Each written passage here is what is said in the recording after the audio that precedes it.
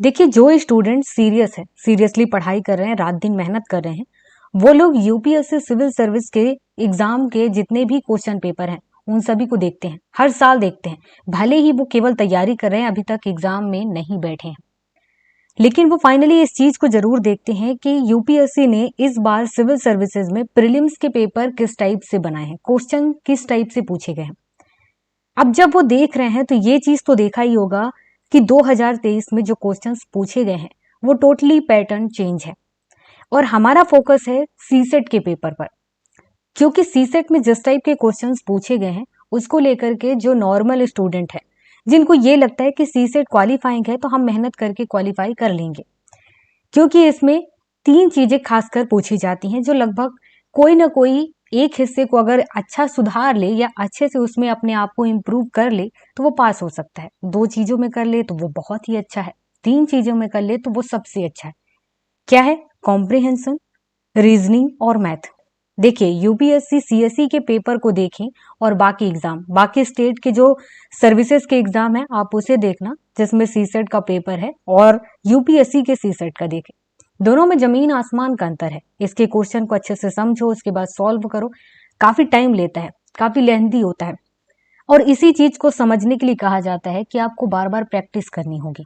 और 2023 में जिस टाइप के क्वेश्चंस आए हैं, पैटर्न जिस टाइप से चेंज है, तो अपनी स्ट्रेटेजी में भी चेंजेस करने होंगे।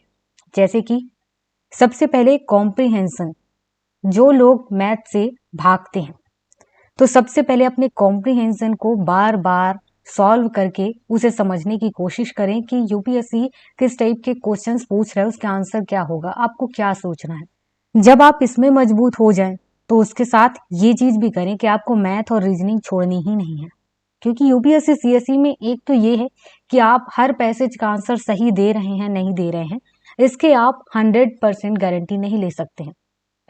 और जब आप ऐसा नहीं कर सकते हैं तो जाहिर सी बात है आप ये कोशिश करेंगे कि ज्यादा से ज्यादा क्वेश्चन सही हों, और इसके लिए आपको मैथ और रीजनिंग भी सॉल्व करना होगा। अगर आप मैथ में अपने आप को इम्प्रूव करते हैं तो ये एक चीज अच्छा होता है कि मैथ आपने अगर सही किया है तो उसमें बहुत कम चांस होते हैं कि आप उसका आंसर गलत करें। क्यों? क्योंकि अगर आप मैथ सॉल्व करते हैं तो आपको उसका एग्जैक्ट सही आंसर ही मिलता है। अब यहाँ पर एक चीज और, इस बार जो यूपीएससी सीएसई में जो क्वेश्चंस पूछे गए हैं, ज्यादातर से मैथ के क्वेश्चन कुछ इस टाइप से हैं और रीजनिंग के, कि अगर आपने उसे थोड़ा डिटेल में सॉल्व किया है तो आप चीजों को समझ पाएंगे। मतलब ये कि उसमें बीच की लाइनों को भी ऑप्शंस में रखा हुआ है।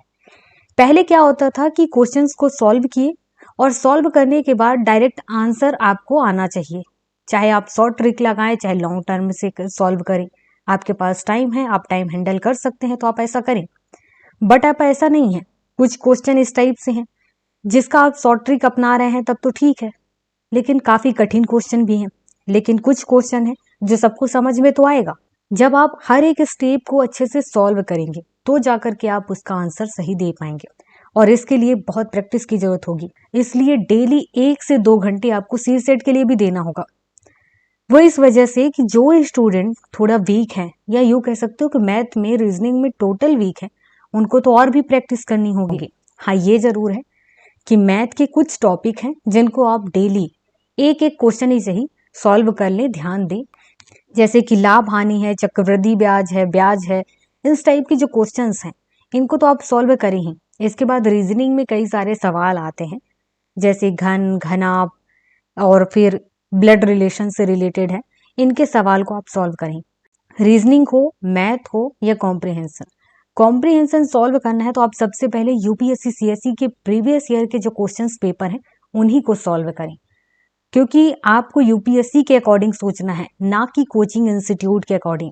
कोचिंग इंस्टीट्यूट का आप लास्ट में देखना, आप यूपीएससी सीएसई के कॉम्प्रिहेंशन को सॉल्व करें। दूसरी चीज है मैथ और रीजनिंग, तो ये आप कोचिंग इंस्टीट्यूट या फिर प्रीवियस ईयर के क्वेश्चन पेपर उनसे देख करके उन्हें सॉल्व करें, बार बार प्रैक्टिस करें और देखें कि आप हर बार आप अपने आप में कितना इंप्रूवमेंट कर रहे हैं।